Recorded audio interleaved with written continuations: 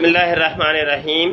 कादियानी मरज़ई अक्सर ये एतराज़ करते हैं कि कोई दुनिया की ऐसी हदीस नहीं है कि जिसमें ये जिक्र हो कि हज़रत ईसा इब्ने मरियम ज़िंदा आसमान पर उठा लिए गए।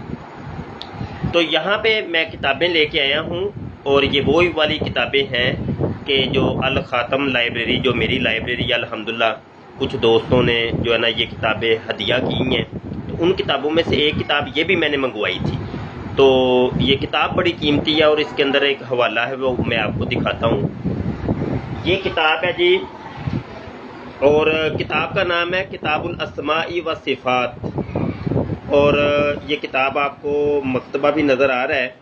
और इस किताब के अगर आप सफ़ा नंबर 393 के ऊपर, सफ़ा 393 के ऊपर जाते हैं तो यहाँ पे एक बहुत ही ज़बरदस्त हदीस हमें मिलती है और वो हदीस मैं आपको सुनाना चाहता हूँ। ये मेरे सामने सफ़ा खुल गया है, सफ़ा 393। ये आप देख रहे हैं सफ़ा 393 है और ये वाली हदीस आपको नज़र आ रही होगी कि नबी आलम सल्लल्लाहु अलैहि वसल्लम ने इरशाद फरमाया, कैफ़ा अंतुम इज़ा नज़ला इब्नु मरियम मिनस समाई फ़ीकुम। ये मिनस समा के अल्फाज आपको नज़र आ रहे हैं कि उस वक़्त तुम्हारी कैफियत क्या होगी कि जब हज़रत इब्ने मरियम यानी ईसा इब्ने मरियम आसमान से नज़ूल करेंगे। ये नज़ला, और नज़ल का मतलब ही ये होता है कि ऊपर से नीचे किसी चीज़ का गिरना, ऊपर से नीचे किसी चीज़ के गिरने को नज़ल कहते हैं। और ये आसमान से नज़ूल करेंगे।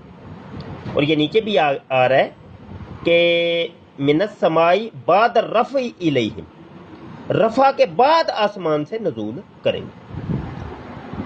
यह हदीस आपने देख ली और कादियानी मरज़ई उछलेंगे, ओए होए। देखिएगा जब ये वीडियो अपलोड होनी है, मरज़इयों के तोते उड़ जा रहे हैं। ये हो क्या गया, ये क्या हो गया।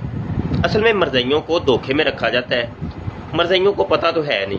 और ये मिनस समा की तकरीबन छः मुख्तलिफ किताबों के अंदर हदीसें मैंने पढ़ी हैं।